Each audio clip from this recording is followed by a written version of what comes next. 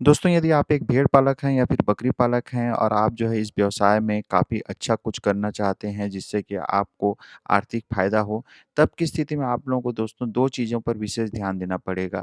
एक तो है दोस्तों कि भेड़-बकरियों में आप समय रहते जो है वैक्सीनेशन करा लें और प्रत्येक 3 माह में जो है इनमें डिवॉर्मिंग करा लें।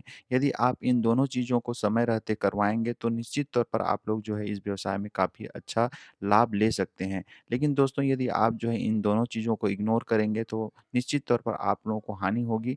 इसलिए जो है दोस्तों आप लोग जो है इन दोनों चीज़ों पर जो है अच्छे से फ़ोकस कीजिएगा ताकर कि आपको किसी तरह की आर्थिक हानि झेलनी ना पड़े।